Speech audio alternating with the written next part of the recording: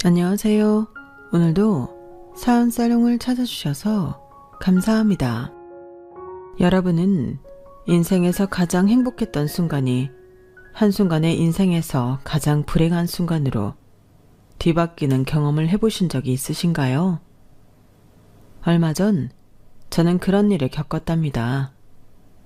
오랜 인고와 노력 끝에 천국에 입성하자마자 지옥에 떨어지는 그런 경험은 직접 겪어보지 않고는 절대 상상해 볼 수 없을 거예요. 그동안 살아왔던 제 인생 전체가 거꾸로 뒤집혀버리는 것 같은 혼란스러움과 엄청난 괴로움이 닥쳤던 일이었거든요. 지금도 그 사건만 생각하면 저는 가슴 안쪽이 돌덩이로 차이는 것처럼 꽉 막힌 기분이 든답니다. 그 모든 일의 원흉은 바로 제 남편이었어요. 저희 부부는 그 사건 전만 해도 모두가 인정하는 천생연분 커플이었어요. 저는 남편과 대학 동기로 만났는데요. 대학교 시절부터 우리는 흔히들 말하는 캠퍼스 커플, CC였고 그 중에서도 구설수가 가장 많다는 과 CC였어요. 같은 과 동기 커플이었던 저희는 CC는 이루어지지 않는다는 많은 사람들의 말에도 불구하고 대학을 졸업할 때까지 예쁘게 잘만 사귀었어요. 남편이 군대를 갔을 때도 2년을 꼬박 고무신으로 지내며 남편을 기다려 주었죠. 그리고 대학을 졸업하자마자 결혼식을 올렸답니다. 둘 다 어리고 예뻤던 순간이었죠. 저는 졸업하자마자 바로 취업에 성공해서 그 당시 기준으로 오래된 식품업체였던 지금의 회사에 들어갔어요. 지금도 이름을 대면 많은 사람들이 알고 있는 인지도가 꽤 있는 회사였죠. 반면 남편은 친구 2명과 함께 당시 유행하던 인터넷 서비스 안에서 갖가지 캐릭터 상품들을 판매하는 일을 했어요. 젊은 사람들을 중심으로 유행처럼 번져나갔던 미니 홈페이지 꾸미기 열풍에 남편과 친구들이 파는 상품들은 불티나게 팔렸답니다. 저희가 결혼식을 일찍 올릴 수 있었던 이유도 바로 그 이유가 컸어요. 저희 둘 다 졸업과 동시에 안정적인 수입이 들어왔거든요. 특히 남편의 사업은 다른 업체들과 협업도 하면서 그 규모가 커져갔고 나중에는 친구들과 아예 사무실을 통으로 써야 했을 정도로 일이 많아지게 되었죠. 그러면서 남편은 꽤나 많은 수익을 벌어들였고 저희 부부는 처음 신혼집으로 차렸던 아파트보다 더 좋은 곳으로 이사할 목표가 생기게 되었어요. 바로 펜트하우스였죠. 이번에 강남에 엄청 큰 고급 아파트가 들어서기로 했다는 거 알아? 얼핏 들었던 것 같아. 뭐 얼마나 좋은 아파트길래 다들 얘기하나 몰라? 내가 신혼 초에 이 집으로 올 때 당신한테 더 좋은 곳으로 이사하게 해준다고 했지? 조금 있으면 그 약속 지킬 수 있을 것 같아. 그게 무슨 말이야? 그 새로 지어진다는 아파트 펜트하우스로 이사가자. 뭐? 아무리 사업이 잘 된다고 해도 당장 그게 가능해? 거래처가 점점 많아지고 있어. 지금 우리 수익이 3배, 4배씩 올라가고 있다니까? 앞으로 우리 사업이 지금보다도 더 커지게 되면 내가 당신 평생 사모님 소리 들으면서 살게 해줄게. 나만 믿어. 남편의 말처럼 그때는 정말 곧 있으면 이사를 갈 줄 알았어요. 하지만 저희 부부의 들떴던 마음은 얼마 지나지 않아 산산조각 나버리고 말았습니다. 남편의 사업이 하루아침에 공중분해 되어버렸거든요. 같이 사업을 하던 친구들 중 한 명이 배신을 하고 회사 자금을 빼돌려 달아난 것이었죠. 게다가 거래처에서도 사기를 쳐 계약금을 엄청나게 뜯어갔다고 해요. 당장 업무 운영을 회복하느라 급급한 남편과 또 다른 동업자 친구에게 거래처 사람들이 몰려와 항의를 하고 미처 제대로 손볼 틈도 없이 회사는 완전히 주저앉게 된 것이었죠. 그나마 다른 친구 한 명이 곁에 있어 서로 힘든 상황을 견디며 이겨내려고 했어요. 하지만 그 친구 역시 2달 만에 해외로 야반도주를 해버렸고 남아있던 남편에게만 그 빚들이 전부 돌아왔죠. 남편과 저는 한동안 빚쟁이들에게 밤낮 없이 시달렸어요. 휴대폰을 꺼놔도 집으로 전화가 오고 그것도 받지 않자 어떻게 알았는지 제 핸드폰으로도 전화가 걸려왔죠. 심지어는 한밤중에 집 앞으로 찾아오기까지 했어요. 저희 집 문을 사정없이 발로 차고 두드리며 남편에게 나오라고 소리를 지르더군요. 결국 남편이 나가서 무릎을 꿇고 싹싹 빌면서 겨우 그 사람들을 돌려보낼 수가 있었어요. 사장님들, 제발 진정하세요. 죄송하지만 저도 피해자입니다. 임 사장 그놈이 회사 자금을 전부 빼돌려서 저랑 김 사장 뒤통수를 친 거예요. 그리고 김 사장도 해외로 도피했지 않습니까? 전 그러지 않겠습니다. 지금 당장 그 돈을 다 갚을 수 있겠다 말씀드릴 수는 없어요. 하지만 시간이 걸려도 제가 그 돈 꼭 갚겠습니다. 제발 이러지 말고 돌아가 주세요. 제가 제 가족을 걸고 맹세하는데 반드시 돈 다 갚겠습니다. 그 이후 남편은 어떻게든 하던 사업이라도 다시 시작해보려고 애를 썼는데요.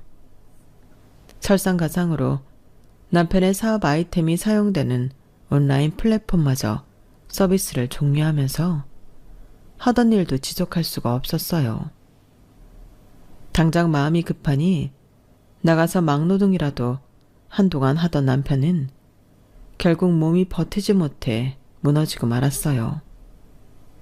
면역력이 떨어지면서 대상포진에 걸리고 만 것이었죠. 통증이 너무 심해 한동안은 일도 못하고 꼼짝없이 치료에만 전념해야 했어요. 마침 그때 뒤늦게 저희의 이런 사정을 아신 친정 부모님이 서울로 올라오셨는데요. 친정 부모님은 남편에게 안 좋은 소리는 못하시고 얼른 다시 건강해지라며 손등만 한동안 토닥여 주시다가 가셨어요. 그리고 저만 따로 불러 빚 갚고 치료비와 생활비로도 쓰라며 2억을 지원해 주셨습니다. 나중에 알고 보니 부모님이 가지고 계시던 땅을 팔아서 지원해 주신 거였더군요. 남편 앞에서 티를 내진 않았지만 그 돈을 받고 저도 한동안 눈물을 흘렸네요. 친정 부모님의 지원 덕에 저희는 겨우 급한 불은 끌 수가 있었어요. 갑자기 제가 억대 금액을 들고 와 상황을 정리하자 눈치 빠른 남편은 그 돈이 친정 부모님이 주셨다는 걸 알아채고 굉장히 괴로워했어요. 자신이 죽을 죄라도 지은 것 마냥 어느 날 밤 나지막한 목소리로 저에게 미안하다고 사과를 했죠. 저는 그런 남편에게 당연한 일이라며 신경 쓰지 말라고 위로를 해주었습니다. 남편의 잘못이 조금이라도 있었으면 저도 원망하는 마음이 들었을 수 있는데 그게 아니라서 저도 남편을 진심으로 품어줄 수 있었던 것 같네요.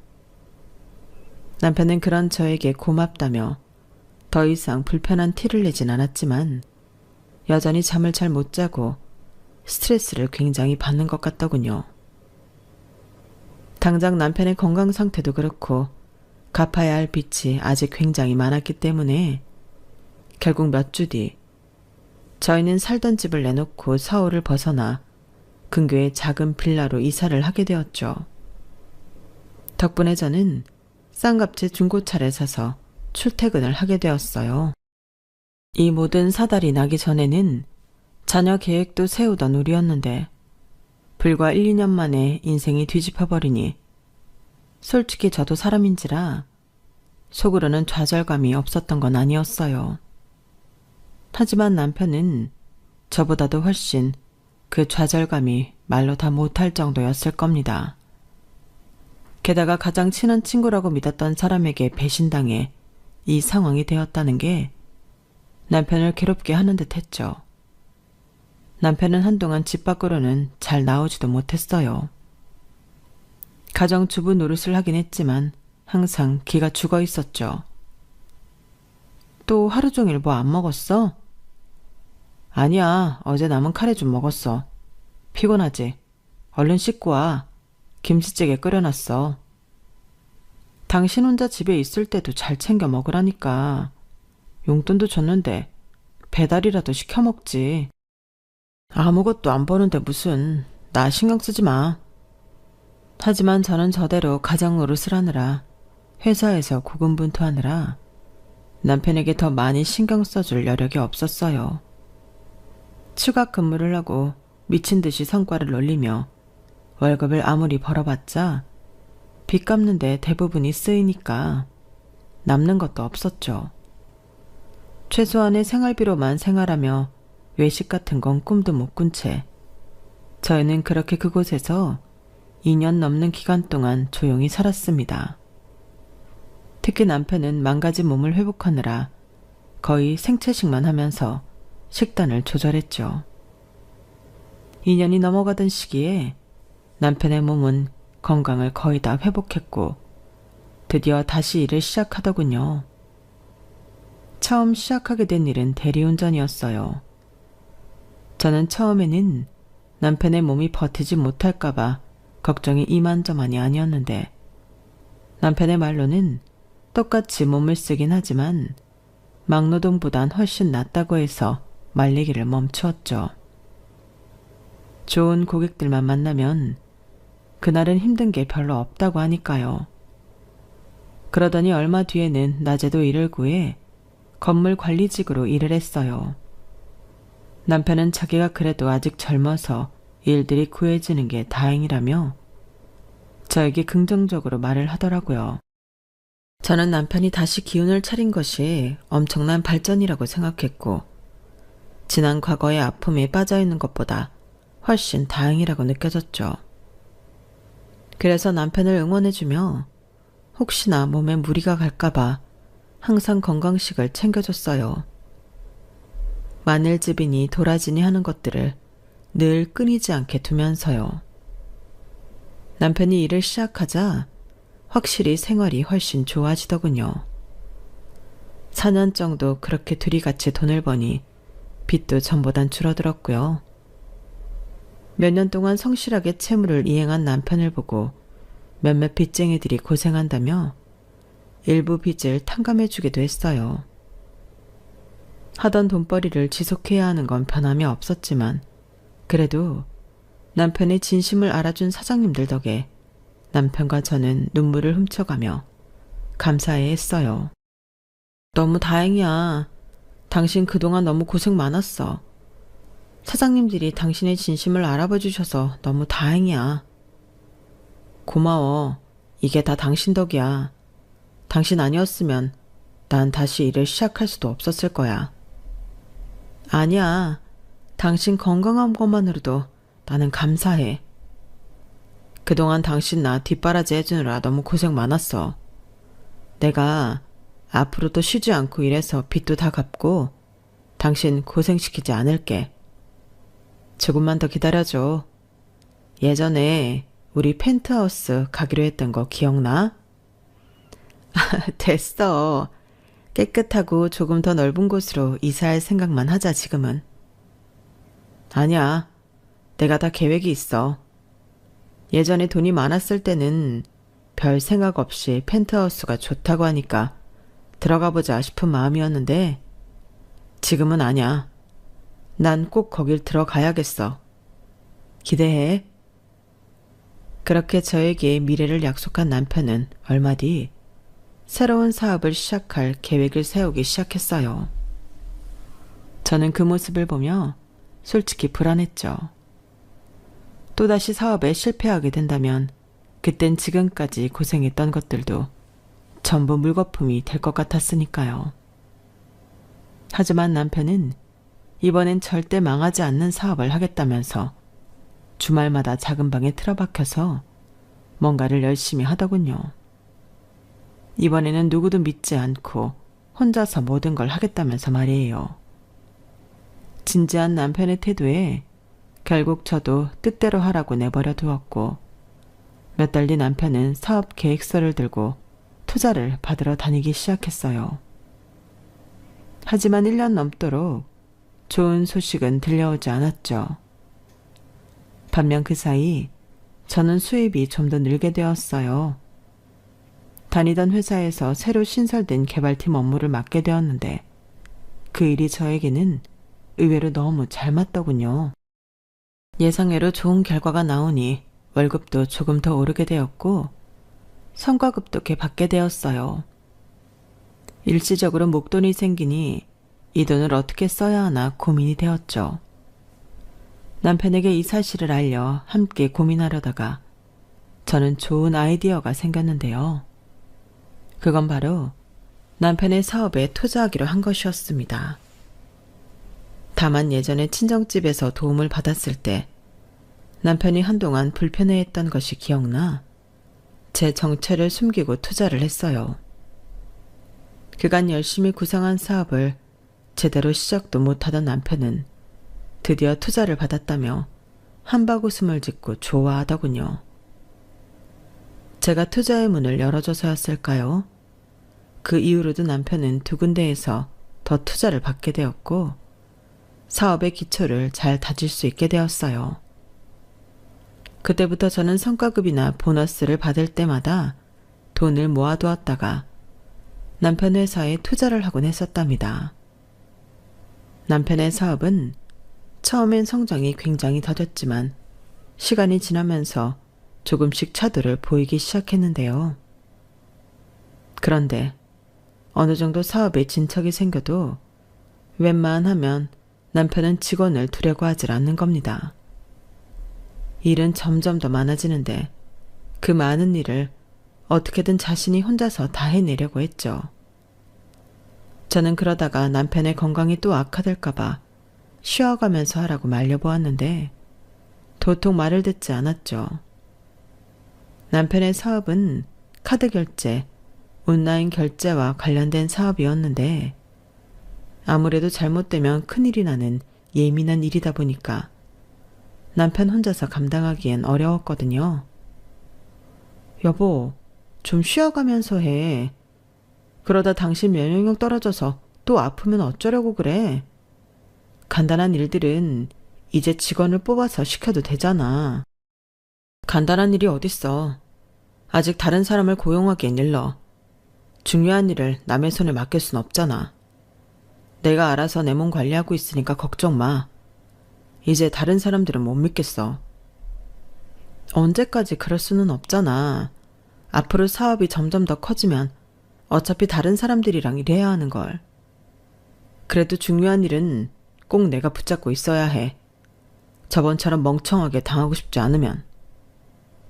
남편은 몇 년 전 사업에서 친구에게 배신을 당했던 게 큰 트라우마로 남았는지 예상보다 업무 시간이 지체되어 몇 날 며칠 밤을 새우는 한이 있더라도 절대 다른 사람을 고용하지 않았어요.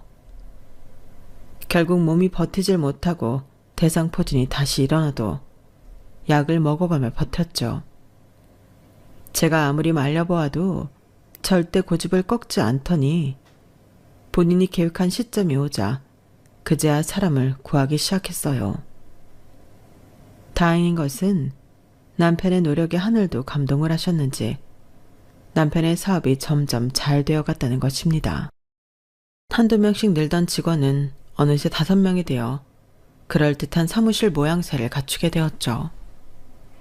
점점 남편의 사업은 날개를 달기 직전인 것처럼 성장하더니 스마트폰을 통해서도 결제가 가능한 기술이 나오자 엄청난 대박을 터뜨리게 되었어요.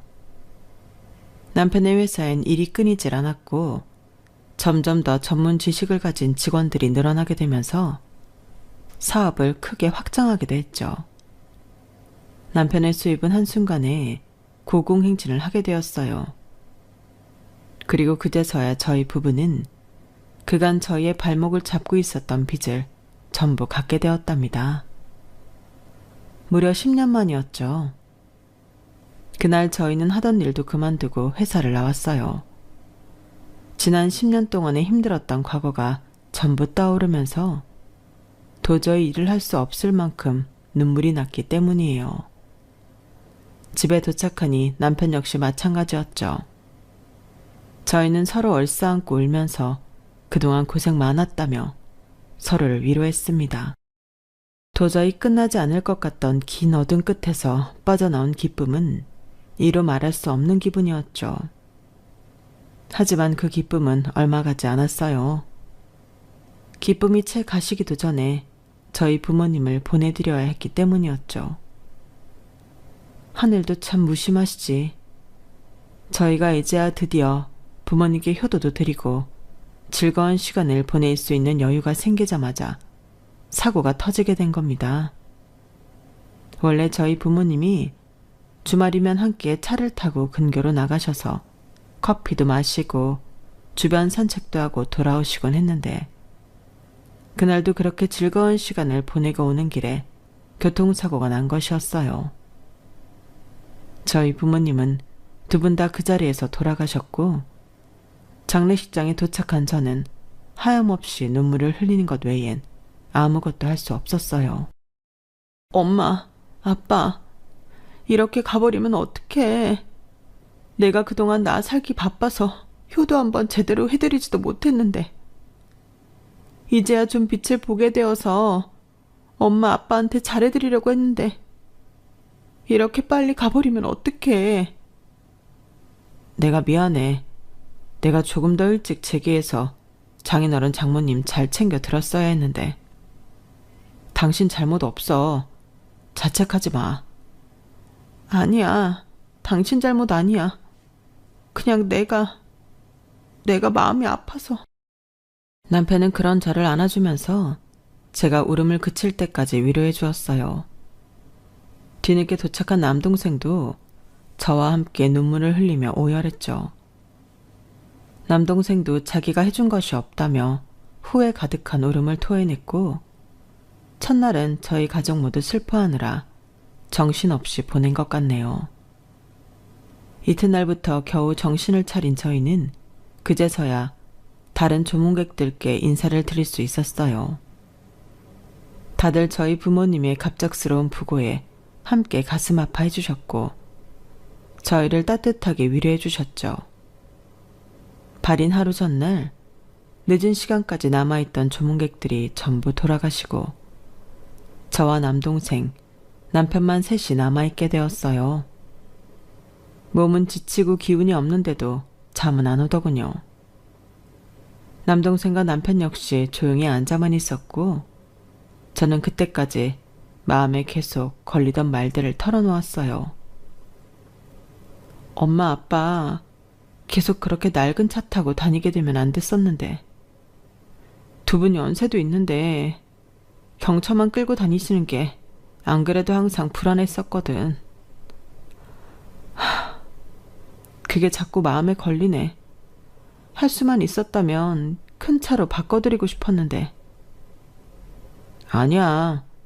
경찰서에서도 보험사에서도 그랬잖아. 큰 차였어도 생존 확률 낮았다고. 누나 탓 아니야. 그리고 그런 건 내가 했었어야 맞지. 누나는 아빠 백내장 수술비도 해드리고 엄마 치료비도 다 해드렸었잖아. 차는 내가 바꿔드렸어야 했는데. 잠깐만. 처남, 방금 뭐라고 했어? 매형 모르셨어요? 누나가 엄마랑 아빠 아플 때마다 병원비 대줬었던 거? 남편 사업 초기에는 여윳돈이 생길 때마다 남편 사업에 투자를 했었지만 부모님이 편찮으시면 저는 그 돈을 부모님 병원비로 드렸어요. 전부터 보너스나 성과급으로 나오는 여윳돈에 대해서는 남편에게 말을 안 하고 투자하던 게 습관이 되어서 그런지 부모님 치료비 드리는 것도 별 생각 없이 남편에게 말을 안 하고 있었어요. 하지만 그걸 말하지 않은 게 저는 별로 대수롭지 않은 일이라고 생각했는데 남편은 아니었나 봅니다. 갑자기 저에게 잠깐 나가서 얘기하자고 하더군요. 남편과 병원 밖으로 나가면서도 저는 남편이 화가 났다는 건 전혀 인지하지 못하고 있었어요. 그런데 병원 밖으로 나가자마자 남편은 저에게 화를 내기 시작하는 거예요. 당신, 그동안 나를 속였어? 뭐? 내가 뭘 속여? 나한테 말도 없이 어디서 돈이 나와서 장인 장모님 병원비를 대들었냐고. 지금 처남이 말하잖아. 내가 그 당시에 받은 성과급이 있어서 부모님 병원비로 드렸어. 살다 보면 여윳돈 생길 수도 있잖아. 그거 부모님 편찮으시다 그래서 병원비 쓰라고 드린 건데 그게 잘못됐어? 장인 장모한테 드릴 수야 있지. 내가 지금 그거 가지고 뭐라고 해? 문제는 왜 나한테 아무런 말을 안 했느냐는 거야. 나는 당신한테 모든 걸 다 숨기지 않고 얘기하잖아. 그땐 당신 아직 빚도 다 갚기 전이었다고. 괜히 당신한테 부담 주기 싫어서 그랬어. 내 여윳돈으로 해드릴 수 있는 문제였는데 맨날 밤새면서 일하는 당신한테 내가 반드시 말했어야 하는 건 아니었잖아. 그럼 지금 이렇게 알게 된 건 괜찮고? 지금 나만 바보 만든 거잖아, 당신이. 누가 당신을 바보로 본다고 그래. 그게 무슨 말도 안 되는 소리야. 당신이 처음부터 나한테 거짓말을 안 했으면 됐잖아. 이거 말고 나한테 숨기는 거 있어? 내가 언제 당신한테 거짓말을 했냐고. 진짜 이해가 안 된다. 지금 이게 나한테 화낼 일이야? 그럼 아내가 여태 거짓말을 했는데 화가 안 나? 이러면 내가 당신을 앞으로 어떻게 믿어? 저희는 그렇게 한동안 언성을 높이며 싸웠어요. 하지만 아무리 말을 해도 대화가 하나도 통하지 않았죠. 남편은 무조건 저를 거짓말쟁이라며 몰고 가더니 저를 버려두고 혼자 안으로 들어가 차키를 가지고 나오더니 그대로 집으로 돌아가는 겁니다. 장례식이 아직 끝나지도 않았는데 말이에요. 남동생도 놀라서 무슨 일이냐고 물어보았고 자초지종을 듣더니 어이없어 했죠. 그때까지만 해도 저희는 다음 날이 되면 남편이 돌아올 줄 알았어요. 하지만 남편은 장례식이 전부 끝날 때까지 모습을 드러내지 않았고 결국 사촌 오빠가 제 남동생과 함께 운구를 해주었죠. 제가 친척분들 보기 얼마나 민망하고 부모님을 보내드리면서도 얼마나 죄송스러웠는지 몰라요.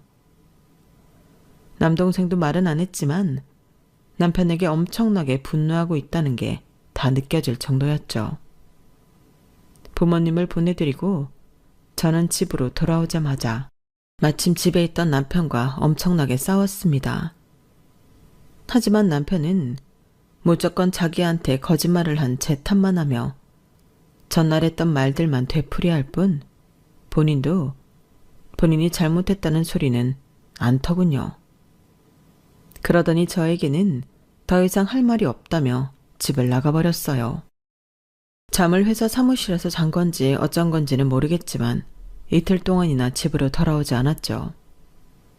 저는 저대로 남편에게 엄청난 배신감과 서운함이 느껴져서 남편이 돌아오던 말던 쳐다도 보지 않았어요. 약 일주일간 냉전 상태였던 저희 부부는 결국 남편이 먼저 사과하면서 그 사건을 애매하게 끝내게 되었는데요. 그래, 내가 장인어른 장모 장례식 중간에 나간 건 미안해. 내가 먼저 사과할 테니까 당신도 앞으로 나한테 더 이상 숨기는 거 없도록 해. 알겠어? 말은 사과였지만 전혀 미안함이 느껴지지 않는, 오히려 으름장을 놓는 것 같은 말에 저는 기가 찼어요. 당연히 남편에게 쌓였던 분노가 완전히 풀리지 않았죠. 하지만 남편은 그 이후로 그날의 일 자체를 언급하지 않고 다시 일에 매진했고 저 역시 그런 남편을 외면하며 회사 일에 집중하면서 저희 사이의 감정의 골은 그대로 방치되었습니다. 남편의 사업은 점점 더 번창하게 되었고 저희 부부의 수입은 점점 더 많아지게 되었어요. 그리고 남편은 더더욱 저와 멀어지며 전에 없던 행동들까지 하기 시작했답니다. 일 중독처럼 일만 하는 건 물론이고 예전처럼 저에게 애정어린 행동을 하지 않는 건 일도 아니었어요. 저에게 아무런 연락도 없이 새벽에 들어오거나 아예 집에 안 들어오는 날도 점점 생겨나기 시작했죠. 심지어 사업을 하며 만난 몇몇 거래처 사람들과 여자가 있는 술자리도 가는 것 같더라고요. 한두 번 그런 정황이 포착되어 제대로 알아보니 빼도 박도 못하는 증거가 수도 없이 나오더군요. 처음에는 속에서 천불이 나는 것 같았지만 사업하다 보면 그럴 수도 있겠다고 생각하며 참았어요. 그나마 외도의 상대가 특전대 한 명이 아니었기에 그렇게라도 넘어갈 수 있었죠. 하지만 전 그 시기 동안 참 많이 외롭고 힘든 나날을 보냈습니다. 매일 밤 어쩌다 우리 사이가 이렇게까지 오게 되었을까? 어떻게 하면 예전으로 돌아갈 수 있을까 고민하며 잠이 들었지만 뾰족한 수를 찾을 수는 없었어요. 얼마 뒤 한참 집에 잘 들어오지도 않고 일에 빠져 살던 남편은 한 번 더 큰 돈을 벌게 되었습니다. 이름만 들으면 알만한 기업과 큰 계약건을 성사시켰기 때문이었어요. 사실상 남편의 사업이 정말 제대로 튼튼한 뿌리를 내리게 되었다고 해도 과언이 아니었습니다. 그때까지 경쟁해오던 업체들 위에 확실하게 올라간 셈이었죠. 남편은 몰랐겠지만 남편 사업의 투자자였던 저 역시 엄청난 이익을 받을 수 있었죠. 그제서야 남편은 집에 자주 들어와 휴식하는 시간을 가졌고 자연스럽게 저희는 함께 있는 시간이 길어지게 되었어요. 솔직히 일상을 함께하는 시간이 다시 생기게 되니 저는 내심 기대했던 것 같네요. 어쩌면 이제 남편과 같이 지내면서 조금씩 관계를 회복할지도 모른다고 말이에요. 저는 남편에게 큰 경사가 생긴 걸 진심으로 축하해 주었고 그동안 너무 고생 많았다며 먼저 이야기를 했어요. 하지만 남편은 제 축하를 떨떠름하게 받아들이더군요. 당신 이번에 계약 잘 된 거 너무 축하해. 그동안 고생한 대가를 이렇게 받게 되어서 너무 다행이야. 그래. 고마워. 하지만 아직 기뻐하긴 일러. 내 진짜 목표는 여기서 끝이 아니었어. 진짜 목표? 그게 뭔데? 설마 예전에 얘기했던 펜트하우스? 그래. 에이, 그거야 시간 문제지 뭐. 천천히 알아봐. 지금은 일단 경사가 생기게 된 걸 기뻐해도 되잖아. 당신은 뭐가 기쁜 거야? 내가 돈을 많이 벌게 되어서 당신도 잘 살게 되니까? 무슨 말을 그렇게 해. 그냥 당신이 고생하던 게 진짜 완전히 끝났고 목표한 걸 이루게 되었으니까 기쁜 거지. 그렇구나. 뭐 알았어. 남편의 반응에 기분이 팍 상해버린 저는 다시 입을 닫게 되었어요. 얘기가 잘 풀렸다면 과거 제가 남편 회사에 투자했었다는 내용을 말했을 것 같은데 남편이 대화 자체를 잘 끌어가지 않고 단절시켜버리니 말을 꺼낼 수가 없었죠. 그런 남편을 보며 저는 남편이 더 이상 절 부부로서 같이 한 배를 탄 사람으로서 생각해주지 않는다는 것을 온몸으로 느끼게 되었어요. 남편은 그런절 신경도 쓰지 않고 말없이 외출을 여러 날을 하더니 예상대로 이사 날짜를 잡더군요. 저는 남편에게 아무 말을 듣지 않았어도 알 수 있었어요. 남편이 펜트하우스를 알아보고 왔다는 것을요. 아니나 다를까 얼마 뒤 남편은 무려 100평대의 펜트하우스에 이사를 갈 계획이라며 이미 모든 준비를 마쳤다고 하더군요. 드디어 이 지긋지긋한 낡은 집에서 벗어날 수 있다며 말하는 남편은 굉장히 들뜬 모습이었어요.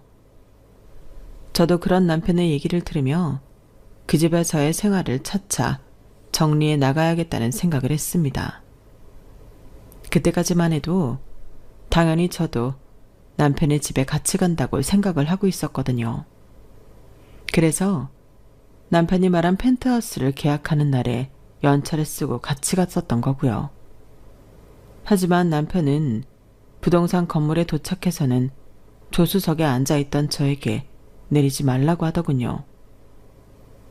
당신은 여기 있어. 어? 왜? 같이 안 가? 같이 갈 필요가 없잖아. 당신이랑은 아무 상관도 없는 건데. 뭐라고? 나랑 왜 아무 상관이 없어? 당신이 가져온 도장은 여기에나 찍어.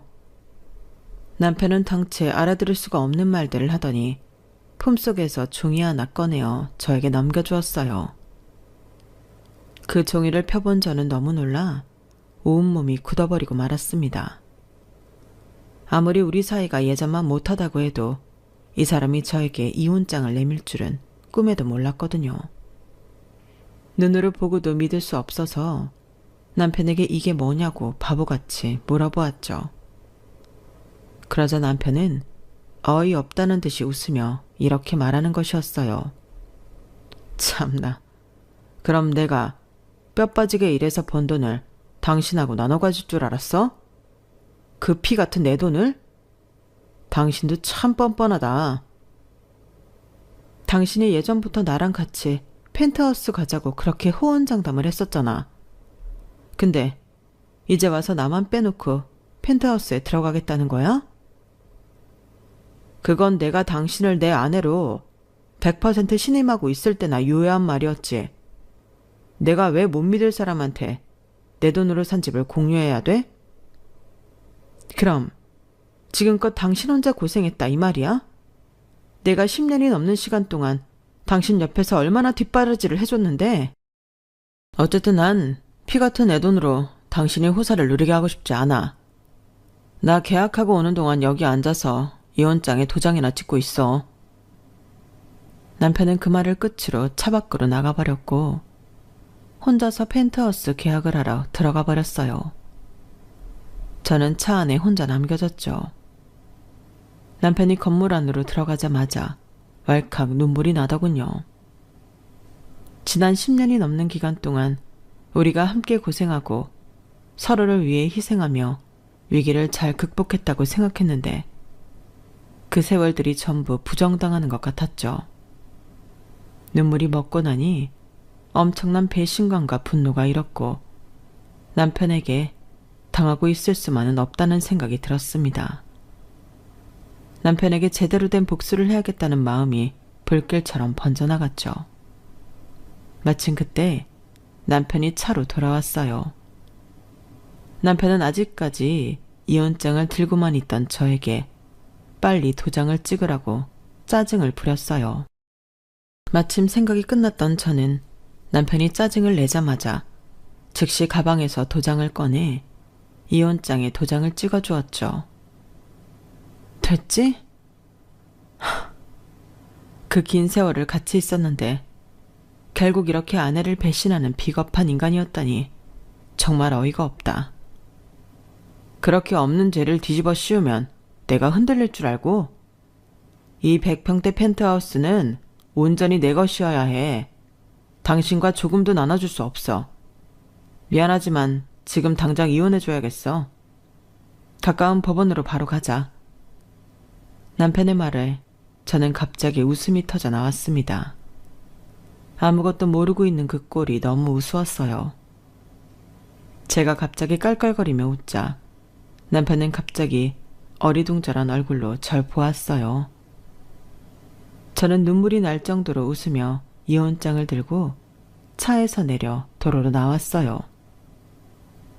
남편은 허겁지겁 차에서 내려 절 따라왔죠. 뭐야? 뭐 하는 거야 갑자기? 뭐 하긴?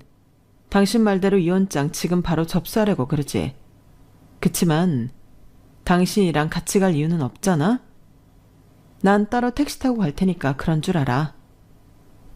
그거야 상관없다만 당신이 이혼장을 접수할지 말지 내가 어떻게 믿어? 같이 가서 접수해야지. 갑자기 미친 사람처럼 웃으면서 그러면 내가 당황할 줄 알았나 본데. 당신이 무슨 짓을 해도 난 오늘 반드시 이혼장 접수할 거야. 걱정 마. 이제 당신보다 내가 더 이혼하고 싶어졌으니까. 당신이 그렇게 평생 꿈꾸던 펜트하우스 제대로 들어가 보지도 못하고 그대로 뺏길 생각하니까 너무 웃겨서 말이야. 그게 무슨 소리야? 우리가 이혼하면 당신 재산은 어떻게 될 것 같아? 당신이 그간 거래처 접대랍시고 여자랑 만나고 다닌 거 나한테 증거가 차고 넘쳐. 지금 우리 사이에 유책 배우자가 누구인지 감이 안 잡혀?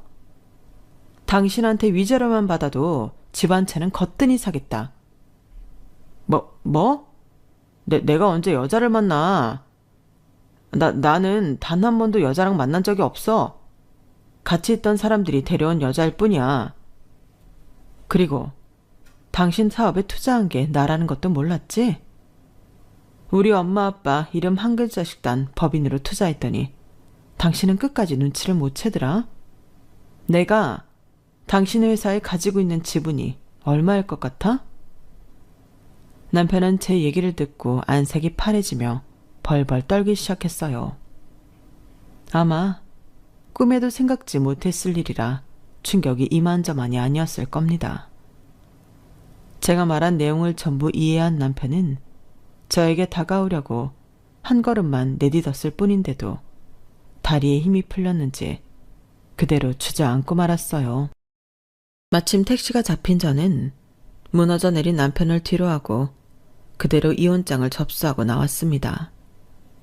그리고 바로 다음 날부터 남편을 무너뜨리기 시작했죠.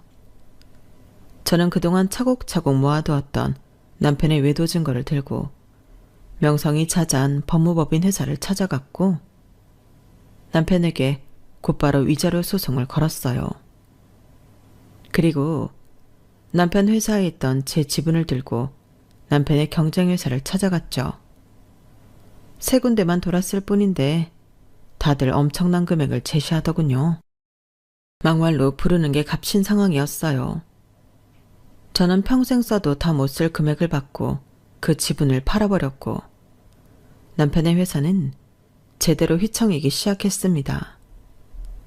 이 모든 소식을 들은 남편의 새 거래처였던 대기업이 남편의 회사를 상대로 계약 파기 소송까지 걸면서 남편은 벼랑 끝까지 몰리게 되었어요. 그 모든 소동이 벌어지는 동안 저는 임시로 남동생 집에서 지내면서 조용히 있었어요. 제 모든 이야기를 들은 남동생은 아주 신이 나서 박장대소를 했죠. 누나가 이렇게 제대로 칼춤을 출 줄은 몰랐다며 좋아하는데 저도 남동생과 웃고 떠들며 한참이나 수다를 떨었어요. 그리고 그제서야 긴장 상태로 있던 마음이 편안하게 풀어지더군요. 남편을 제대로 한 방 먹인 것과 별개로 그 모든 일을 겪어오며 저도 몸과 마음이 계속 긴장 상태로 있었다는 걸 그제서야 제대로 알게 되었어요. 남편과의 소송이 저의 대승리로 끝나기 직전 남편은 남동생의 집 앞으로 찾아와 저와 이야기를 하고 싶다고 했어요. 남동생이 어디 사는지는 얘기해 준 적이 없었던 것 같은데 어떻게 수소문해서 찾아왔더라고요. 나랑 한 번만 얘기 좀 해. 당신 그날 이후로 나 한 번도 못 봤잖아. 내가 당신을 왜 봐야 하는데? 당신같이 속이 시꺼먼 인간이 나한테 무슨 짓을 할 줄 알고. 경찰 부르기 전에 얼른 썩 꺼져. 이만하면 됐잖아. 내 인생 이렇게 박살을 내놓고 얼굴 한번 제대로 안 비춰줄 거야? 당신이 이겼어. 당신이 이겼다고. 이제 제발 그만 좀 해. 내가 이렇게 무릎 꿇고 빌게. 제발 소송 좀 취하해줘. 이미 당신이 얻은 게 많잖아. 미쳤어? 승소할 게 뻔한 소송을 내가 왜 멈춰? 펜트하우스 씩이나 사신다는 분이 뭐가 불쌍하다고. 지금 나 놀려? 너 일부러 그날 내가 계약서에 도장 찍고 올 때까지 기다렸다가 터뜨렸지. 지금 펜트하우스는 구경도 못 해보고 내 피 같은 돈만 나가게 생겼잖아. 그 순간 문 앞에 서서 남편과 문 사이로 대화하던 제 등 뒤로 남동생이 나타났어요. 남동생은 저보고 나오라고 툭툭 치더니 문을 열고 나가서 남편을 밖으로 밀어냈죠. 처남, 뭐 하는 거야? 말로 해, 말로. 지금 나 치는 거야? 아니, 비키라고. 집에 벌레가 들어오면 원래 밖으로 내쫓잖아? 뭐라고? 지금 나더러 벌레라는 거야? 남편보다 머리 하나가 더 큰 남동생은 남편을 어느 정도 현관이랑 멀리 떨어지게 밀쳐내더니 갑자기 옆구리에 끼고 있던 콜라 1.5리터짜리를 그대로 남편 머리에 부어버렸어요. 남편이 뭐 하는 거냐고 난리를 치자 반대쪽 옆구리에 끼고 있던 까나리 액젓도 그대로 남편 얼굴에 부어버렸죠. 한 번만 더 찾아와서 쏘려면 그땐 더 맛대가리 없는 거 먹을 줄 알아. 알겠어? 얼른 꺼져. 남편은 끈적끈적한 콜라와 냄새나는 까나리 액젓을 온몸에 두른 채로 씩씩거리다가 별다른 행동도 못하고 집으로 돌아갔어요. 그리고 두 번 다시 저희를 찾아오지 않았죠. 며칠 뒤 저는 예상했던 대로 남편과의 소송에서 엄청난 금액의 위자료를 받게 되었고 남편은 말 그대로 한순간에 길거리에 나앉고 말았답니다. 저는 절 도와준 남동생에게도 작은 집 한 채를 해주었고 저는 다니던 회사 근처에 집을 구해 살게 되었어요. 평생 일을 안 해도 될 만한 재산이 생기긴 했지만 이제 남편도 없는데 혼자서 놀기만 하면 적적할 것 같아 회사는 간두지 않고 있습니다. 그리고 제가 하던 일이 저랑 잘 맞아서 재미있기도 했거든요. 이 모든 사건들이 다 지나고 나니 그동안의 인생이 참 단안했고 허무하기도 했다는 생각이 드네요. 그리고 제가 그동안 참 저에게 있는 것들을 누리지 못하고 살았구나 싶은 생각도 들었어요. 단순히 돈뿐만 아니라 이 나이 때에만 즐길 수 있는 그런 것들을요. 요즘은 외국어 스터디 모임도 나가고 수영도 배우며 하루하루를 알차게 살아가고 있습니다. 새로 사귀게 된 외국인 친구들이랑 자주 모임을 갖기도 하면서요. 올해 말에는 해외로 여행을 가서 마음껏 수영을 즐기고 올 계획도 세워놨답니다. 지금까지 저의 이야기를 들어주셔서 감사합니다. 저는 앞으로는 저 자신만 생각하면서 살아가려고 해요. 너와 같은 혹은 비슷한 어려움을 겪으신 모든 분들도 저처럼 의미 없는 관계는 딱 잘라내고 자기 자신의 인생에 집중하는 시간을 가지게 되시길 바랍니다. 행복하세요. 여러분, 사연 댓글에 응원과 현명한 조언 부탁드려요. 좋아요와 구독은 저에게 큰 힘이 됩니다. 오늘도 좋은 일 가득하세요.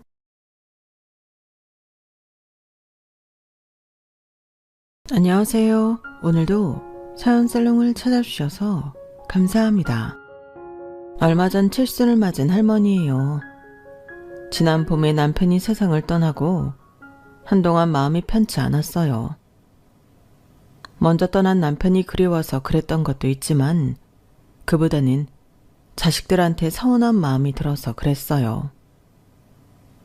자식 셋 모두 내 배 아파 낳은 자식인데도 어쩌면 하나같이 애미애비 가슴에 비수를 꼽아대는지 정말 서운하고 믿기만 하더라고요.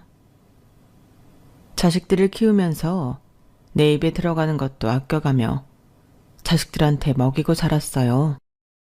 남편은 제가 너무 자식들한테 희생하고 살아서 애들이 자기들밖에 모른다고 했지만 그래도 그땐 남편 말을 귓등으로 흘리곤 했어요.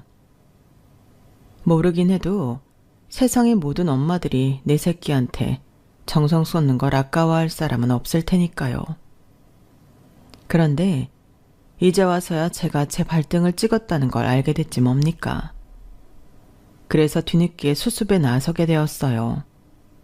그랬더니 얼마나 재미난 일이 벌어졌는지 압니까? 그럼 지금부터 저희 집 자식들에 대한 얘기를 시작해 보겠습니다. 저는 3남매 중 막내딸로 태어났어요. 하지만 20살 이후부터는 무남 동녀로 살아왔죠. 어떻게 된 사정이냐면 저보다 9살 많은 큰오빠는 제가 세상에 태어나기도 전에 전쟁통에 세상을 떠났어요.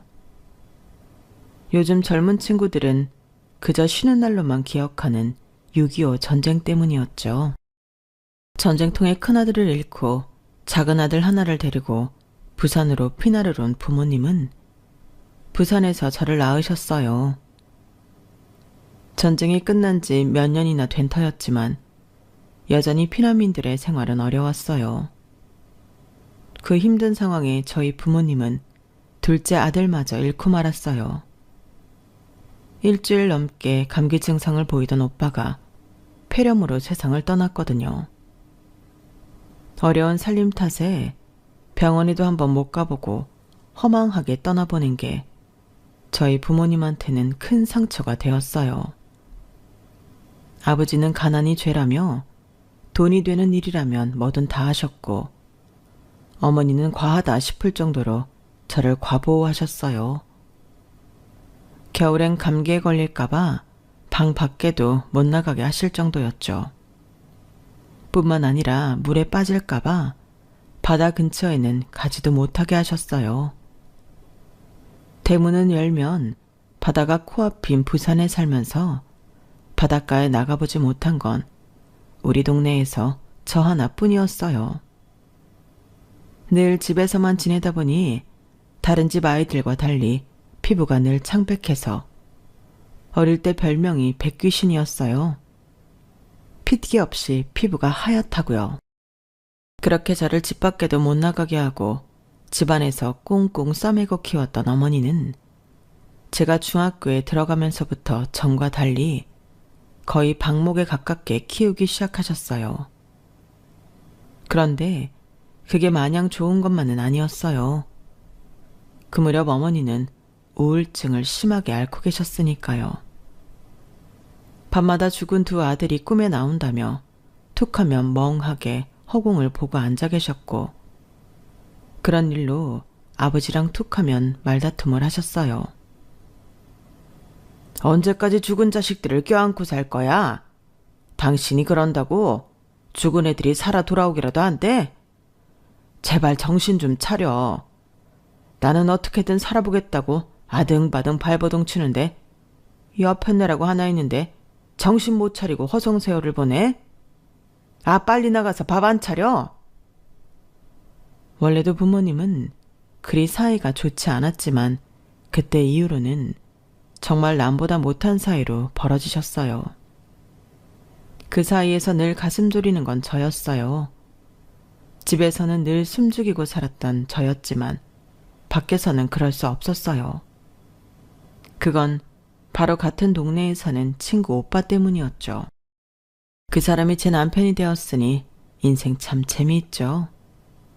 친구 오빠였던 남편은 저만 봤다 하면 늘 못난이라고 놀려댔어요. 아휴, 무슨 기집애가 이렇게 못생겼냐?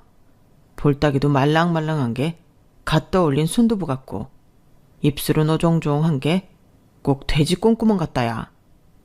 못나나, 이래서 너 시집은 가겠니? 시집 못 가고 처녀 귀신 되면 어쩌냐? 친구 오빠였던 남편은 저보다 4살이 많았지만 늘 이렇게 저를 놀려댔어요. 저를 부를 때도 명자라는 이름 대신 못난이라고 불렀어요. 웃기는 건 남학생들이 많이 모여있을 땐 평소보다 더 큰 소리로 불러댔다는 거였죠. 남편과 저는 학교가 달랐지만 같은 정류장에서 버스를 타야 했는데 그 정류장엔 총 5개의 남녀 중고등학교 학생들이 이용하는 곳이었어요. 그래서 아침이면 늘 교복 차림의 학생들로 북적였죠. 남편은 여학생이 많이 몰려있을 때면 제게 다가와 팔꿈치로 툭 치고는 속삭이듯 못나나 이렇게 불렀지만 남학생들이 많이 모여 있을 때면 꼭 목청 높여 이렇게 말했어요. 어이, 못나니? 지금 학교 가니? 그러면 버스 정류장에 서 있던 남학생들이 저를 보며 키득대고 웃곤 했죠. 그 바람에 저는 얼굴이 시뻘개져서 고개를 푹 숙이곤 했어요. 꽃노래도 한두 번이라는데 하물며 듣기 거북한 별명을 불러대는 남편이 좋게 보였겠어요. 그래서 길을 가다가 오빠를 발견하면 얼른 발길을 돌리곤 했는데 이 남자가 그런 저를 끝까지 쫓아오지 뭐예요. 못나니 못나니 노래를 부르면서 말이죠. 그러다 고등학교 1학년 때였을 거예요. 하굣길에 버스에서 내려 집까지 혼자 걸어가고 있었는데 저 앞에 남편이 저희 집 앞 골목을 서성이고 있지 뭐예요. 이젠 집까지 쫓아와 놀리려나 보다 생각하니 화가 머리 끝까지 오르더라고요. 그 와중에도 오빠는 저를 발견하자마자 그러는 거 있죠. 못나나 학교에서 이제 오니? 그 말이 도화선이 돼선 순간 빵 하고 터져버렸어요. 왜 내가 못난이에요? 우리 엄마도 아빠도 심지어 동네 아주머니들도 다들 나보고 예쁘다고 그러는데 왜 오빠만 나한테 못난이라고 부르냐고요? 내가 못생겨서 싫으면 안 보면 되잖아요. 왜 싫다는 사람 집에까지 쫓아와서 놀려요? 오빠는 이게 재밌어요? 나 놀리는 게 재밌냐고요? 나 오빠가 정말 싫어요. 세상에서 제일 싫어. 너무 화도 나고 서러워서 닭똥 같은 눈물을 뚝뚝 흘리며 서럽게 울었어요. 그러자 당황한 남편은 그 큰 덩치로 제 앞에서 안절부절하며 그러더군요. 아니야. 명자 네가 왜 못생겨. 내 눈엔 세상에서 제일 예쁜걸.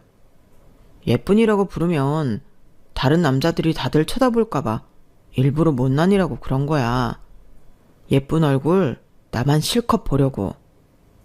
명자야, 오빠가 군대 갔다 와서 명자 좋아하는 팥빵도 많이 사주고 창경원도 데려가 줄게. 그러니까 그때까지 딴 데 시집가지 말고 조신하게 잘 있어야 한다. 너 예쁘다고 쫓아오는 놈들 있으면 지금 나한테 한 것처럼 소리를 꽥 질러줘. 빵 사준다고 만나자 그러면 네 놈이나 실컷 먹으라고 한 소리 해주라고. 그럼 오빠가 휴가 나와서 빵 잔뜩 사줄게. 오빠가 하란 대로 할 수 있지? 명자야, 오빠 좀 꼭 기다려줘야 한다. 딴 건 몰라도 절대 시집은 가면 안 돼. 꼭이다. 꼭. 오빠는 지금까지와는 달리 진지한 표정으로 제게 그런 말을 하고 갔어요. 집에 돌아와 오빠가 한 말들을 천천히 곱씹어 보았어요. 그러니까 오빠 눈에 내가 예쁘다는 거지? 그러니 팥빵도 사준대고 창경원도 데려간다지. 근데 시집가지 말라는 건 또 뭐야? 이제 고등학교 1학년한테. 참 웃기는 오빠네. 생각은 그렇게 했지만 이상하게 기분은 좋더라고요.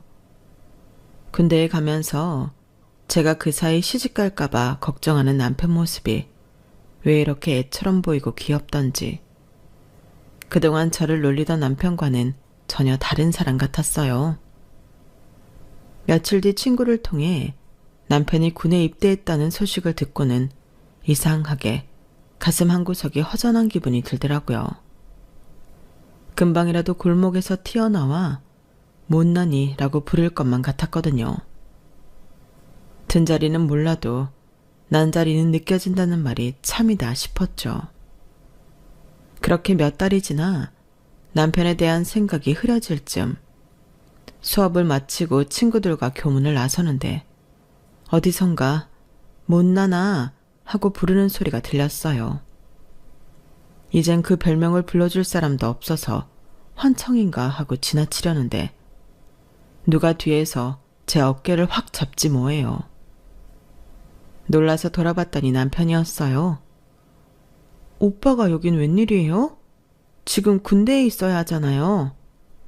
우리 못난이 보고 싶어서 휴가 나왔지, 못난아. 오빠랑 팥빵 먹으러 갈까? 그 말이 떨어지기가 무섭게 남편은 제 손을 잡아 끌고는 학교 앞 빵집으로 갔어요. 저와 함께 하교를 하던 친구들도 함께 말이죠. 얼떨결에 남편은 처음 보는 제 친구들 앞에서 넉살 좋게 자기 자랑을 늘어놓았어요.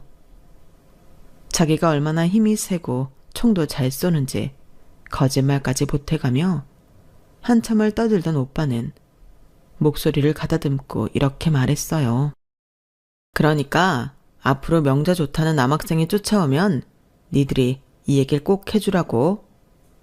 명자한테는 힘세고 총도 잘 쏘는 남편감이 있으니까 얼씬도 말라고 말이야. 알았지? 그럼 이 오빠가 휴가 나올 때마다 팥빵이고 찐빵이고 왕창 사줄 테니까. 그 말에 친구들은 신난다며 손도장까지 찍어주었죠. 치, 누가 오빠한테 시집간대? 괜히 혼자 김칫국 마시고 있네. 난 신성일처럼 잘생긴 남자가 좋다고. 오빠처럼 산적 같은 남자 말고. 그러자 남편은 헛웃음을 치며 말했어요. 명자야, 네가 아직 어려서 남자 보는 눈이 없어 그러는 모양인데 우리나라가 어떤 나라냐? 전쟁이 끝나긴 했지만 종전이 아니라 엄연히 휴전국가라고. 언제 전쟁이 터질지 모르는 나라에서 제일 중요한 게 뭐겠어? 내가 사랑하는 사람을 지켜줄 수 있는 힘이야. 신성일이를 한 트럭 때려와 봐라. 나한테 잽이 되나? 남자는 자고로 말이지. 내 사람을 지킬 수 있는 힘이 있어야 한다고. 그러니까 엉뚱한 남자한테 눈 돌리지 말고 앞으로는 위문 편지도 좀 보내고 우리 숙자랑 같이 면회도 좀 와라. 오빠가 우리 명자 보고 싶어서 밤에 잠이 안 온다. 에이, 징그러. 난 아직 고등학생이라고요. 오빠는 성인인데 왜 학생한테 이래요? 자꾸 이러면 우리 엄마한테 이를 거예요. 얘들아, 빵 다 먹었으면 가자. 속으론 남편의 이런 오지랖이 싫지 않았지만 친구들 앞이라서 괜히 싫은 척 연기를 했어요. 친구들을 보내고 남편과 둘이 버스를 탔는데 그때 처음 나란히 앉아봤던 것 같네요. 조금 전까지만 해도 말도 잘하던 남편은 제 옆에 앉아서는 얌전한 양처럼 조용히 있었어요. 그리고는 묵묵히 저희 집까지 데려다 주었죠. 아직 학생인 제게 허튼 짓은 하지 않았지만 저를 바라보는 눈빛은 영화 속 주인공처럼 사랑에 빠진 모습 그 자체였어요. 4살이나 어린 여자한테 사랑을 느끼다니 지금 같아선 경찰에 끌려갈 일이지만 당시만 해도 제 나이에 결혼을 하는 여자들도 있었으니 당시로선 환영은 못 받아도 죄는 아닌 일이었어요. 명자야, 잘 자라. 내일 아침에 오빠가 데리러 올게. 휴가 기간 내내 너 학교까지 데려다 줄 테니까 그렇게 알아. 오빠는 친구도 없어요? 휴가라면서 나 학교 데려다주고 데려오는 것밖에 할 게 없냐고요. 없어서 안 만나겠니?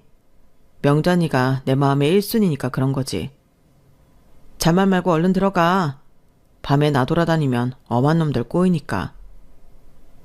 남편은 마치 제 친오빠처럼 제 일거수일투족에 간섭하고 과하다 싶을 정도로 챙겨주기도 했어요. 남편이 군대에 있는 동안 저는 단 한 번도 면회를 간 적이 없어요. 고등학생 아이가 군에 간 동네 오빠한테 면회 가는 게 조금 이상해 보였거든요. 하지만 편지만큼은 자주 보냈어요. 평소 남편한테 못했던 얘기들도 편지에서 잘도 떠들어댔고 친구들 사이에서 있었던 일들도 쫑알쫑알 잘도 떠들어댔죠. 그렇게 시간은 흘러 저는 고등학교를 졸업했고 남편도 군에서 제대를 했어요. 남편이 군대에 간 사이 여고생에서 성인이 된 저는 모처럼 화장도 하고 엄마 백도 빌려들고는 약속 장소로 향했죠. 따지고 보면 이게 남편과의 첫 데이트였기 때문에 나름 신경을 쓴 거예요. 단성사 앞에서 만나기로 했는데 너무 일찍 도착해서 그런가 남편이 안 보이더라고요. 그런데 그때 누가 제 어깨를 턱 건드렸어요. 남편인가 보다 하고 돌아섰는데 처음 보는 남자더라고요. 껄렁한 옷차림을 한 그 남자는 저를 보고 실실 웃으며 같이 차라도 한잔 하자고 하더군요. 이런 일은 처음 겪는 일이라서 어떻게 해야 할지 몰라서 그냥 싫다고 하곤 돌아섰는데 그 남자가 제 팔을 잡아 끌면서 자꾸 같이 가자고 하잖아요. 무서워서 눈물이 다 나려고 했는데 그때 익숙한 목소리가 들렸어요. 여보, 당신 거기서 뭐해? 그 소리에 돌아보니 남편이 눈에 힘을 빡 주고 삐딱하게 서서 우리 쪽을 바라보고 있더라고요. 남편을 보자 어찌나 반갑던지 저를 잡고 있던 남자 손을 뿌리치곤 남편한테 달려가 안겼어요. 그러자 남편은 몸이 살짝 경직되더니 이내 저를 괴롭히던 남자한테 소리쳤죠. 이게 남의 마누라한테 왜 수작질이야? 너 죽고 싶어? 남들보다 머리 하나는 더 위로 올라오는 키에 군대를 갓 제대한 터라 몸도 탄탄했던 남편은 누가 봐도 만만한 상대가 아니었을 거예요. 상대 남자는 제 남편을 보자 슬금슬금 뒷걸음쳐 도망을 가더라고요. 남편은 자기 품에 안긴 저를 내려다보면서 말했어요. 우리 명자는 이렇게 오빠가 좋아서 어쩌니? 사람들이 다 쳐다보는데 창피한 줄도 모르고 안길 정도로 내가 그리 좋아? 어? 그 말에 정신이 확 든 저는 얼른 남편한테서 몸을 뗐어요. 그리곤 사과처럼 빨개진 얼굴로 땅만 바라봤죠. 그러자 남편은 제 손을 잡고는 그러더라고요. 앞으로도 무슨 일 있으면 내 품에 안겨. 평생 우리 명자는 내가 보호해 줄 테니까. 알았지? 늘 저만 보면 장난을 치는 남자였지만 저는 남편의 이런 점이 좋았어요. 저희 집은 부모님이 두 아들을 앞서 보낸 탓에 집안에 늘 그늘이 져 있었거든요. 아버지는 집보다는 일에 빠져 사셨고 어머니는 제가 아닌 세상을 떠난 두 아들을 그리워하는 얼굴로 사셨어요. 제 옷을 사러 시장에 갈 때도 잊지도 않은 남자아이 옷을 만지작거린다거나 남자아이 신발을 한참이나 넋놓고 바라보곤 하셨죠. 그러니 저는 부모님이 두 분 다 곁에 계셨어도 늘 외로움을 느끼며 살았어요. 그런데 남편은 세상 사람들 모두를 제쳐두고 저만 바라보는 사람이었거든요. 그러니 어떻게 마음이 안 갈 수 있겠어요. 게다가 남편과 함께 있으면 자꾸 웃게 되고 사는 게 즐겁게 느껴지더라고요. 그래서 남편이 21살밖에 안 된 제게 청혼을 할 때도 겁이 나기보다는 해방감을 느꼈던 것 같아요. 망자의 그림자가 짙게 드리워진 친정을 떠나 밝고 행복한 내 가정을 꾸릴 수 있다는 기대감 때문이었죠. 결혼 준비라고 해봐야 별거 없었어요. 지금이야 남자는 집, 여자는 혼수로 나눠서 수억씩 쓰곤 한다지만 저희 때는 사글세방에 이부자리, 냄비 숟가락 세트 하나면 준비 끝이었거든요. 실은 시댁에서 들어와 살라고 하셨었는데 남편이 펄쩍 뛰며 안 된다고 고집을 부렸어요. 엄마, 우리 명자 손목을 보세요. 이렇게 가느다란 손목으로 8명이나 되는 돼식구 살림을 어떻게 합니까? 난 죽었으면 죽었지. 우리 명자 고생 안 시킵니다. 에라 이놈아. 이 엄마는 이 나이 때까지 그 식구들 밥해 먹이며 청소에 빨래까지 다 하고 살았다. 근데 뭐? 네 색시 힘들게 하기 싫어서 나가 살겠다고? 아이고, 이런 걸 자식이라고 낳아기른 내가 병신이지. 엄마, 아무리 그래도 소용없어요. 난 명자 없으면 안 되니까. 제 낯이 부끄러울 정도로 남편은 아니고 바뀌고 저를 향한 사랑을 과시했어요. 어찌나 유난이었던지 제가 시댁에 가면 시댁 식구들이 저보다 더 긴장하는 게 보일 정도였어요. 저와는 국민학교 동창인 시누이는 지 오빠 등살에 시누이 노릇은커녕 제가 손에 물을 묻힐까봐 옆에서 전전긍긍했어요. 명자야, 넌 안에 들어가 있어. 이러다 우리 오빠 보면 나 죽는다. 괜찮아. 딴 것도 아니고 과일 좀 씻는 건데 누가 하면 어떠니? 아, 안 되는데. 우리 오빠가 너한테나 순한 양이지 우리 집 식구들한테는 아니란 말이야. 오죽하면 우리 아버지도 큰오빠라면 두 손 두 발 다 드셨겠니? 명자야, 내가 부탁한다. 그냥 들어가서 쉬고 있어. 제 눈에는 세상에 이보다 순할 수 없는 남자였지만 어디까지나 딱 저한테만 국한된 순함이었던가 봐요. 결국 울상이 된 시누이를 모른 척할 수 없어서 저는 집 안으로 들어왔어요. 그런데 안도 다를 바 없더라고요. 시동생들이 방을 치우고 물걸레질까지 하느라 난리더라고요. 제가 할 테니 걸레를 달라고 했더니 기겁을 하며 손사래를 치지 뭐해요. 안 돼요. 큰형한테 혼나요. 형수님한테 일 시켰다간 저 뼈도 못 추릴 거라고요. 그냥 편히 앉아 계세요. 형수님 좋아하는 귤도 사놨으니까 그거 드시면서 쉬세요. 시댁에 갈 때마다 집안의 평화를 위해서 저는 손 놓고 쉬는 길밖에 없었어요. 그러다 임신을 한 뒤에는 아주 상전대접을 받으며 지냈죠. 남들도 다 갖는 아기인데 남편은 엄청 유난을 떨며 주변 사람들을 들들 볶아댔어요. 저도 저지만 태중에 있는 자식이 걱정돼 그런 거라고 생각했는데 이게 웬걸? 7시간 진통 끝에 출산을 하고 보니 남편은 아이는 뒷전이고 제 걱정부터 하지 뭐예요. 명자야, 괜찮아? 아, 차라리 내가 아프고 말지. 이 가냘픈 몸으로 이렇게 큰 놈을 낳느라 그 고생을 했어. 다시는 애 낳지 말자. 너 이렇게 힘든 거 나 도저히 못 보겠다. 아, 우리 명자 진땀 흘리는 거 봐.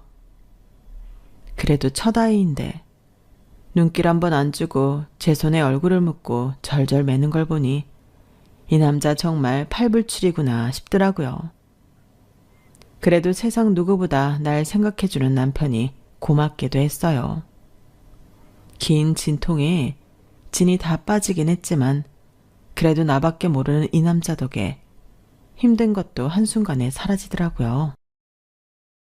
그런 소리 말아요. 하나는 너무 외롭다고요. 못해도 둘은 낳아야지. 아니야. 난 명자 너만 있으면 돼. 자식 새끼들이야 다 키워놓으면 떠날 것들인데 우리 명자 몸 상해가면서까지 그럴 거 없어. 내가 절대 그렇게 안 할 거야. 남편은 둘째는 절대 없다고 호언장담을 했지만 이듬해 저는 또다시 출산을 하게 됐어요. 그때도 남편은 분만실까지 들어와 산통으로 힘들어하는 제 곁에서 자기가 죽일 놈이라고 자책했어요. 둘째 아들이 태어나고 얼마 뒤 결국 남편은 정관수술을 받았어요. 3번은 안 된다면서요. 그렇게 낳은 두 아들은 누구를 닮아 그런지 개구지기가 이를 데 없었어요. 잠시만 눈을 돌리면 다치게 일쑤고 하루도 사고를 안 치는 날이 없을 정도였어요. 아이들이 국민학교에 다닐 즈음엔 두 아들이 친 사고 뒷수습하러 다니느라 정신이 없을 정도였죠. 그건 중학교에 들어가서도 마찬가지였어요.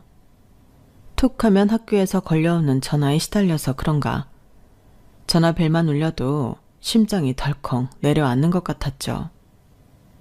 남편한테는 두 아들이 치른 사고에 10분의 1 정도만 알리는데도 남편은 아들들만 보면 이를 갈았죠. 니들이 뭔데 내 아내를 괴롭히냐? 니들이 네 엄마한테 뭘 해준 게 있다고 허구한 날 힘들게 하냔 말이야. 난 말이다. 세상에서 네 엄마가 제일로 소중한 사람이다. 니들이랑 네 엄마랑 물에 빠지면 난 1초의 망설임도 없이 네 엄마를 구할 사람이란 말이야. 그런데도 니놈들이 감히 내 아내를 힘들게 해? 그따위로 굴 거면 당장 내 집에서 나가. 난 니들처럼 배은망덕한 놈들은 필요 없으니까. 그럴 때마다 저는 남편을 어르고 달래가며 화를 풀어주려 애를 썼어요. 어깨도 주물러주고 옆에 착 달라붙어 남편 볼에 얼굴도 비벼가며 갖은 아양을 다 떨어야 남편은 두 아들을 용서해주곤 했어요. 그러면서 매번 이런 말을 하곤 했죠. 우리 명자, 나 죽으면 어떻게 사냐? 저 이기적인 자식들이 내 마누라 홀대할까봐 벌써부터 걱정이다. 명자야, 너 나 죽거든 따라 죽어라. 그래야 더러운 걸 안 보지. 아유, 걱정도 팔자네요. 우리 애들이 어때서 그래요? 지금이야 철이 아직 안 들어 그러는 거지. 나이 들고 지들 가정 꾸리면 다 어른 됩니다. 그러니 멀쩡히 살아있는 아내까지 죽일 생각 말고 오래오래 건강하게 살 생각이나 하세요. 그렇게 놔두고 가기 힘들면 당신이 나보다 더 오래 살면 되잖아요. 그래, 그래야겠네. 내가 당신보다 딱 1주일만 더 살고 갈게. 당신 장례 치르고 묘자리까지 정하고 그러고 따라갈게. 그때는 남편이 괜한 걱정을 한다고 생각했는데 시간이 흐를수록 남편이 왜 그렇게 걱정을 했는지 알 것 같았어요. 남편이 벌이가 좋았던 탓에 부족한 거 없이 두 아들을 키웠는데도 어찌된 일인지 애들이 점점 더 이기적으로 변하더라고요. 맛있는 건 지들 입에 넣기 바쁘고 좋은 것도 지들이 먼저 쓰기 바쁘더라고요. 남편 없을 때 두 아들이랑 밥을 먹다 보면 아주 혀를 차게 되곤 했어요. 갈치를 구워놨더니 지들은 가운데 토막을 싹 집어다 먹고 저 먹을 건 지들이 먹다 남긴 꼬리 부분이나 가시가 잔뜩 든 가장자리만 남겨주지 뭐예요. 고기를 구워도 저보고 먹어보란 소리 한마디 없이 지들 입에 집어넣기 바쁘고 엄마는 늘 못나고 먹기 싫은 부분만 먹어야 된다고 생각하는 것 같았어요. 사실 남편이랑 밥을 먹을 땐 저는 늘 좋은 고기에 생선도 좋은 부위만 먹고 살았거든요. 매번 남편이 생선살을 발라 제 밥에 올려주고 고기도 제일 맛있는 부분만 골라 제 앞접시에 놓아주곤 했으니까요. 그런데 이놈의 아들들은 딱 그 반대로 행동하니 내 자식이지만 참 얄밉고 화가 나더라고요. 남편한테 말했다간 두 아들 종아리가 남아나지 않을 것 같아서 하루는 시누이한테 전화해 하소연을 했어요. 그랬더니 그러는 거 있죠? 딱지 아빠네. 올케가 몰라서 그러는데 오빠가 어릴 때부터 딱 그랬어. 엄마 말로는 할머니가 하도 오빠를 아끼셔서 버릇을 잘못 들여놨다 그랬지만 내가 보기엔 그건 천성이야. 얼마나 이기적인가 몰라. 그런 사람이 올케한테 지극정성 다하는 거 보면 진짜 신기하다니까. 시도둑질은 못한다고 상준이 상민이가 딱 지 아빠 닮았는데 누구 탓을 하겠어. 시누이 말을 듣고 나니 그래도 조금은 안심이 됐어요. 다른 건 몰라도 나중에 지들 아내한테는 잘할 것 같았거든요. 그래, 남의 집 딸내미 힘들게 하는 것보다는 엄마인 나 힘들게 하는 게 낫지. 그렇게 생각하니 그래도 참을만 하더라고요. 두 아들이 대학을 졸업하고 원하는 직장에 취직해 지들 가정을 차린 뒤에도 이기적인 건 여전했어요. 그래도 지들 아내한테는 잘하고 사니 다행이다 생각했죠. 자식들도 떠나보내고 남편과 둘이 지내게 되니 두 번째 신혼을 맞은 것처럼 하루하루가 재미있었어요. 남편이 사업체를 작은 아들한테 맡기고부터는 함께 여행도 다니고 캠핑카도 장만해서 국토 여행도 떠나곤 했어요. 애들이 그 나이에 사고라도 나면 어쩌려고 그러냐며 걱정 반, 타박 반을 해댔지만 제 남편이 그 말을 들을 사람이 아니잖아요. 잘못돼도 니들한테 손 안 벌린다며 운전대를 잡았죠 뭐. 차를 타고 가다가 경치가 좋은 곳이 있으면 거기에 자리를 잡고 시간 가는 줄 모른 채 풍경을 감상하곤 했어요. 그때 제 나이가 막 환갑을 넘긴 때였으니까 지금 생각해보면 한창일 때였네요. 몇 년 그렇게 캠핑카를 타고 다니다가 남편 나이도 있고 해서 남편을 설득했어요. 이제는 밖에서 힘들게 밥 해먹고 여행하는 것보다 호텔에서 조식 먹어가며 편하게 여행하고 싶다고 했더니 남편이 당장 캠핑카를 팔겠다고 하더라고요. 그래서 둘째를 시켜서 캠핑카를 팔아버렸죠. 남편은 내심 아쉬워하는 듯 했지만 그래도 나이를 생각하면 잘한 결정이다 싶었어요. 우리 부부의 주 수입원은 상가 월세와 오피스텔 월세였어요. 남편이 부동산에 관심이 많았던지라 그동안 목돈이 생길 때마다 사두었던 것들이 말년에 효자 아들 노릇을 하게 되었거든요. 우리나라는 돈 벌려면 부동산에 투자해야 한다더니 그간 사모은 상가며 오피스텔을 실거래가로 따져보니 돈이 상당히 되더라고요. 재벌은 아니어도 손주들 때까지 먹고 살 정도는 되니 말이에요. 돈 걱정 없겠다. 자식들 걱정 없겠다. 이제 우리 부부만 아픈 데 없이 즐기며 살면 되겠다 생각했는데 남편이 덜컥 암에 걸린 거예요. 남편의 암 진단 소식에 내가 암에 걸린 것보다 더 겁이 나더라고요. 그랬더니 맏며느리가 그러네요. 요즘은 의술이 발달돼서 치료 잘 받고 식이요법 잘하면 백수도 누릴 수 있을 거라고요. 하지만 며느리 말과 달리 남편은 암투병을 시작한 지 2년 만에 세상을 떠나고 말았어요. 죽는 그 순간까지 남편은 제 걱정뿐이었어요. 우리 명자, 나 죽으면 어찌 사나? 내가 있어야 자식놈들도 찾아오고 할 텐데. 그런 소리 말아요. 우리 애들이 아무렴 혼자 남은 지엄마를 모른 척할까. 차라리 모른 척이나 하면 다행이게. 어떻게 하면 하루라도 빨리 유산 받아낼까 하고 당신을 들들 볶지 않으면 다행이지. 그놈들 등살에 당신이 명대로 살 수 있을지 그게 걱정이네. 호흡기 없이는 혼자 숨도 제대로 못 쉬는 양반이 숨을 헐떡이면서도 제 걱정을 하는데 이런 사람을 어떻게 보내주나 속으로 피눈물이 흐르더라고요.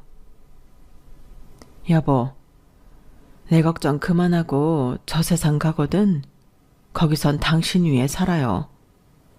산 사람은 어떻게든 산다잖아요. 그동안 당신한테 사랑받고 살아온 추억이 있으니까 난 그걸로 살만해요. 그러니까 제발 내 걱정은 말아요. 알았죠? 그동안 나 많이 사랑해줘서 고마워요. 다음 생에는 내가 당신을 만나 더 많이 사랑해줄게요. 남편은 그제야 힘겹게 내려앉는 눈꺼풀을 파르르 떨고는 깊은 잠에 빠졌어요. 그렇게 내 손을 잡은 채 세상을 떠난 남편을 저는 한참이나 바라보았어요. 이제 다시 볼 수 없는 남편 얼굴을 제 눈에 가득 담아 기억하려고요. 병마와 싸우느라 그 좋던 풍채가 하루가 달리 작아져서 이제는 살보다 뼈가 먼저 도드라져 보이는 남편이었지만 그래도 젊은 시절 그 모습이 어렴풋이 남아있더라고요. 50년 가까이 살붙이고 살았는데 제 남편 얼굴을 자세히 본 건 이때가 처음이 아니었나 싶네요. 뒤늦게 연락을 받은 두 아들 내외가 병원에 도착하고서야 장례 절차를 밟을 수 있었어요. 지인들한테 연락을 하는 건 작은 애가 맡아서 해줘서 제가 따로 할 건 없었어요. 그렇게 남편 장례가 시작되고 문상객들을 맞느라 정신없이 보냈어요. 저는 남편 임종을 지킨 이후 아무것도 넘기지 못했던 탓에 기력이 쇠해져 탈상을 앞두고 장례식장 안쪽에 위치한 방에서 누워 있었어요. 잠이 들었다가 깨기를 반복했던 것 같아요. 그런데 새벽녘에 문 밖에서 우리 아이들 내외가 속삭이듯 하는 소리가 들리지 뭐예요. 형, 아버지 재산이 상가랑 오피스텔 한 동, 연희동 집 이것뿐인가? 연희동 집은 엄마 혼자 살기에 좀 크지 않나? 요즘 그쪽에 집값도 많이 올랐다던데 이참에 파는 게 낫지 않아?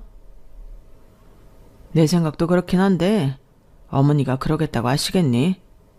아버지랑 추억이 있니 어쩌니 하면서 쥐고 있으려 들 텐데. 모르긴 해도 아버지보단 어머니가 더 오래 사실 것 같은데 그때까지 유산 정리 안 해주시면 어쩌냐? 나 내년엔 독립할 생각이라 사업 자금도 필요한데 말이야. 그러게요. 가만 보면 어머님처럼 고생 않고 편히 산 분들이 가늘고 길게 사시더라고요. 우리 할머니도 90 넘어서까지 사셨다니까요. 형, 형수 말대로 우리 엄마가 90까지 살면 어떡하냐? 아니, 그러다 우리보다 더 사시는 거 아니야? 혼자 남은 엄마가 오래 살 걸 걱정하는 아들 내외를 보니 심장이 덜컥 내려앉는 것 같았어요. 빈말이라도 하나 남은 부모 오래 사시라고 하진 못할 망정 90까지 살까봐 한 걱정을 하다니. 이래서 남편이 죽는 순간까지 내 걱정을 했나 보다 싶더라고요. 다음 날 남편을 장지에 묻고 돌아오는데 한없이 눈물이 흘렀어요. 남들 눈엔 떠나간 남편이 그리워 그러나 보다 했겠지만 실상은 아니었어요. 제 엄마가 빨리 죽기를 바라는 자식놈들한테 서운하고 무서워서 눈물이 흘렀으니까요.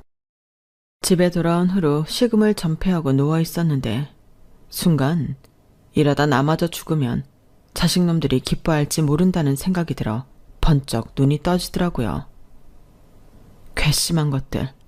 내가 갈 때 가더라도 니들 좋으라고 당장은 못 간다.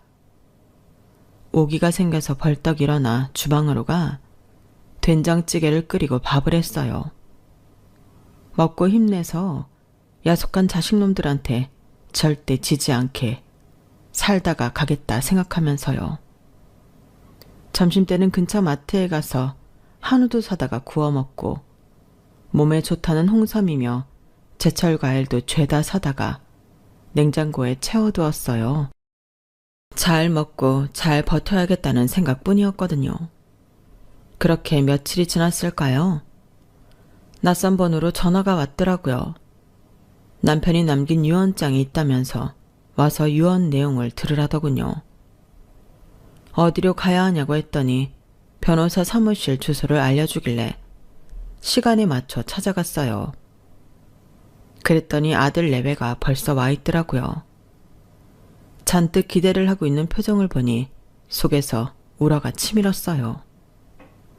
그런데 변호사가 유언장을 발표하자 순식간에 분위기가 바뀌어 버렸지 뭐예요. 왜냐고요? 남편 유언이 참 남편 성격 그대로였거든요. 아니, 이게 정말 저희 아버지가 남긴 유언장이라고요? 아니, 이런 말도 안 되는 유언을 남기는 게 어디 있습니까? 형은 알고 있었어? 내가 그걸 어떻게 알아? 나도 지금 처음 듣는 건데. 아버지 진짜 왜 이러시냐? 아들놈들이 왜 이렇게 열을 내는지 궁금하시죠? 제가 애들 입장이었어도 황당했을 거예요. 남편이 남긴 유언이 꽤나 괴팍했거든요. 내용은 이랬어요. 먼저 남편 회사는 제 앞으로 돌려놓았고요. 그 외의 재산에 대한 유산 배정은 다음과 같았어요. 제가 5년 안에 죽으면 전 재산을 사회에 환원하고 10년 안에 죽으면 절반을, 20년 넘게 생존하면 제가 지낼 요양원비를 제외한 전액을 두 아들한테 똑같이 나눠주겠다고요. 그리고 덧붙인 조항이 있었는데 하나는 제가 자식들의 보살핌을 받지 못해 병을 얻었을 땐 가차없이 두 아들을 유산 상속에서 제외하고 조카들을 유산 상속인으로 삼는다는 거였어요. 조카들 역시 유산 상속 조건은 위의 내용과 동일했고요. 두 번째는 제가 원한다면 언제든 원하는 사람한테 유산을 상속할 수 있다는 거였죠. 한마디로 니들 엄마한테 소홀하면 한 푼도 안 남겨주겠다는 압박이었던 거예요. 당장 돈을 주면 돈만 받고 연락을 끊을까봐 기간도 길게 잡고, 혹여 자식들보다 나한테 잘하는 사람이 있다면 그게 누구든 내 마음대로 유산 상속을 할 수 있게 함으로써 자식들이 효도 경쟁을 하게 만든 거죠. 하여간에 누가 내 남편을 말리겠어요. 아내 사랑이 지극했던 남편 덕분에 두 아들놈은 죽을 맛이 되었겠지만 그래서 어찌나 통쾌했나 몰라요.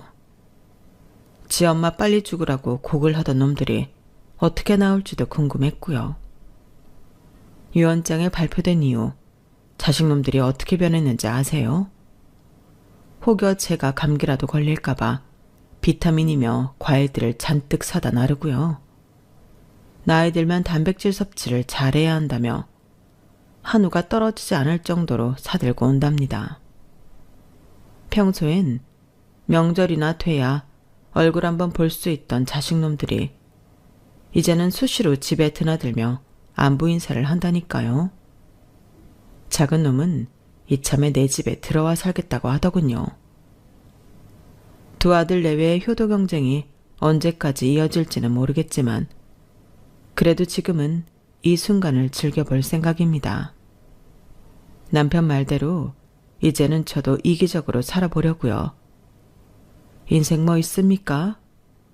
죽는 날 후회 없이 한 세상 살면 그만이죠. 이제 남은 인생 저도 원 없이 살아볼 생각입니다.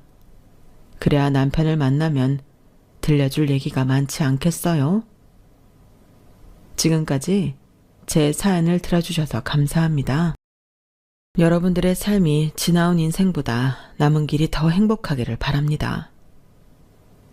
여러분, 사연 댓글에 응원과 현명한 조언 부탁드려요. 좋아요, 구독은 저에게 큰 힘이 됩니다. 오늘도 좋은 일 가득하세요.